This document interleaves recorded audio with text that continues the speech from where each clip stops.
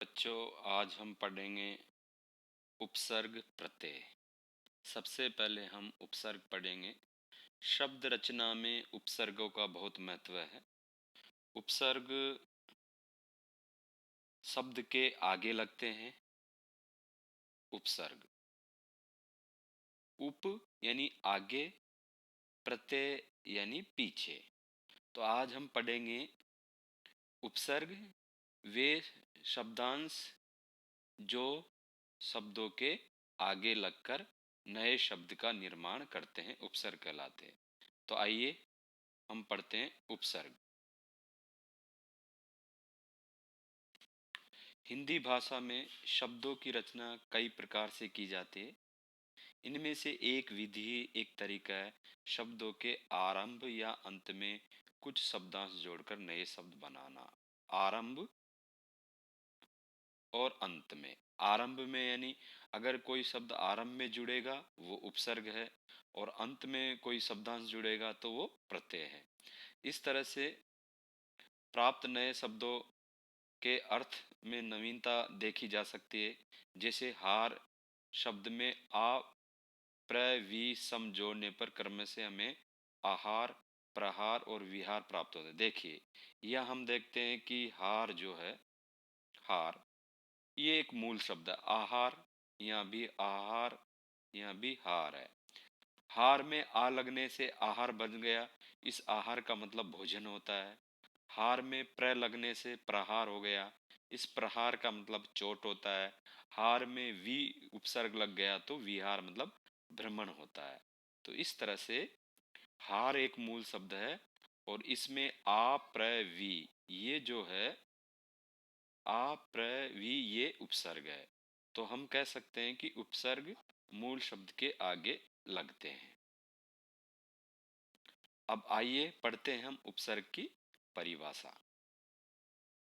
वे शब्दांश जो किसी शब्द के शुरू शुरू में जुड़कर उसके अर्थ में परिवर्तन या विशेषता ला देते हैं, उन्हें उपसर्ग कहते हैं।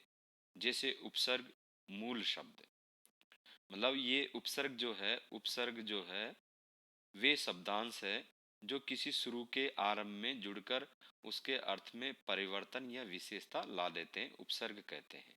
ये उपसर्ग की आपको परिभाषा लिखनी है। उपसर्ग परा, इसका मूल शब्द जय है। अब जय में परा जुड़ने से पराजय हो गया। जय,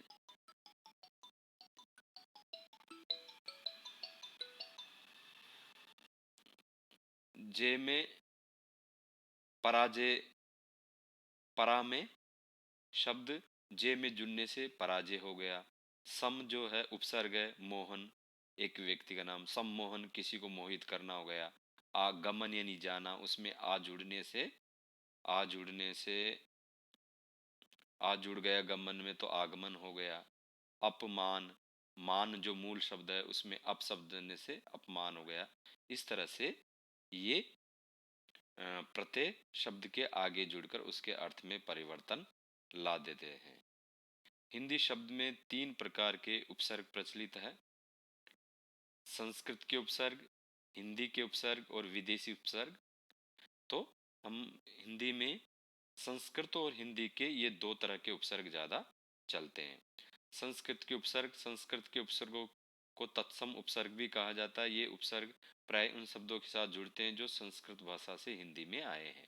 तत्सम शब्द वे होते हैं, तत्सम शब्द जो, तत्सम शब्द जो है वो होते हैं संस्कृत शब्द जो संस्कृत से हिंदी में बिना परिवर्तन के, बिना परिवर्तन,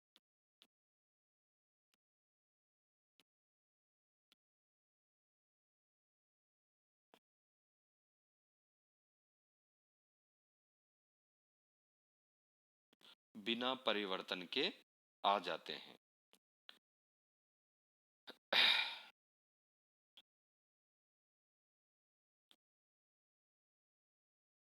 तो ये उपसर्ग प्राय उन शब्दों के साथ जुड़ते हैं जो संस्कृत भाषा से हिंदी में आते हैं। जैसे अति, अति एक उपसर्ग है, आचार में जुड़ने से अत्याचार हो गया। ऐसे दुर एक उपसर्ग है, लब में जुड़ने से दुर्लभ हो गया, दुर्गम हो गया।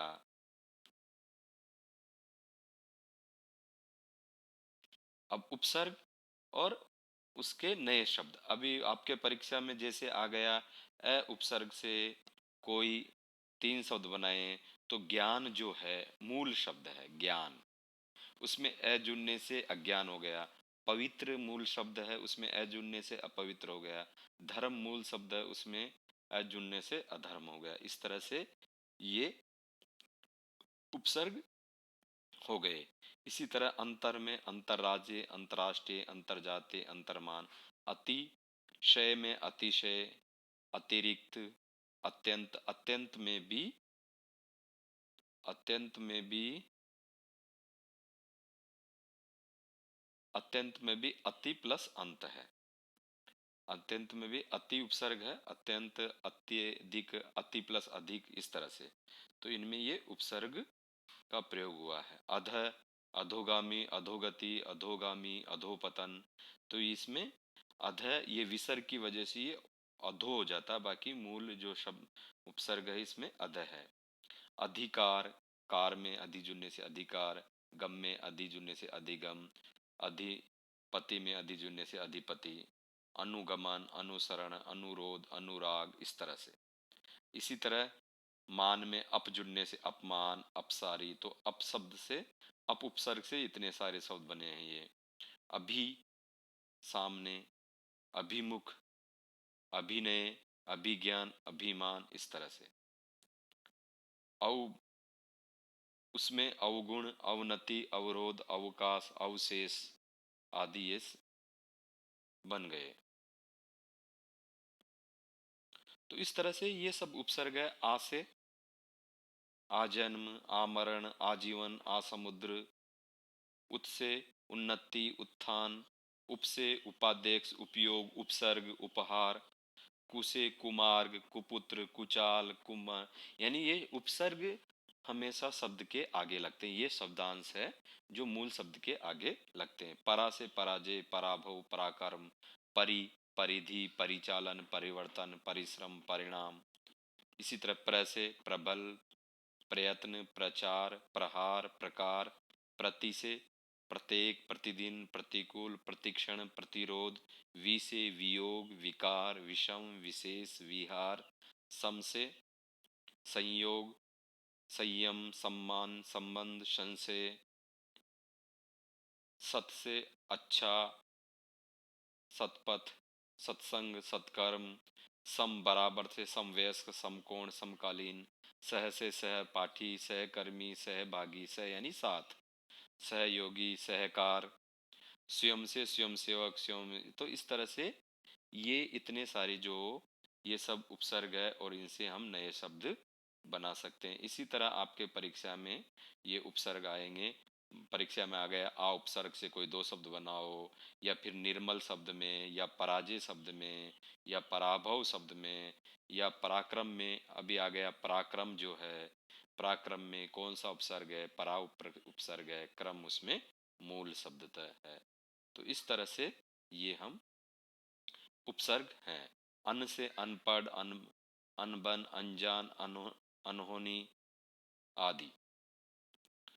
इसी तरह अध से अधखिला, अधजला, अधमरा, अध पका। ऊन से 59, 29। कु से कुपात्र, कुडंग, कुमार्ग, कुसंग। चौ से चौराहा, चौमासा, चौकार, चौकन्ना। ती से तिमाही, नी से निहत्था, भर से भरपेट, भरपूर, भरसक। दू से दुस्साह, दुकाल, दुधारी। तो ये है उपसर्ग। अब विदेशी उपसर्ग, इन्हें आगत उपसर्ग भी कहा जाता है। विदेशी उपसर्ग अरबी, फारसी और अंग्रेजी के उपसर्गों को प्रयोग विदेशी भाषा के शब्दों के साथ किया जाता है। तो मतलब जो हिंदी और संस्कृत के नहीं है, अरबी, फारसी के हैं, अंग्रेजी के हैं, वो सब विदेशी उपसर्ग कहलाते हैं। इस प्रकार के शब्द भी हिंदी में प्रयोग, जैसे ना समझ, ना जो है उर्दू का है, ना समझ, नालायक, इस तरह से। हम से हम सफ़र, हम राज, हर दम, हम ख्याल, हमेशा, नहीं सॉरी, हमेशा नहीं होगा, हर दम, हर वक्त, इसी तरह। एन, ठीक, एन वक्त, एन मौका, कम से कमजोर, गैर से गैर हाजिर, गैर जिम्मेदार इत्यादि। दर से दरअसल। तो इस तरह से ये सारे उपसर्ग हुए। तो आज हम इतना ही उपसर्ग के बारे में पढ़ लिए, कल हम प्रत्यय के बारे में पढ़ेंगे। धन्यवाद।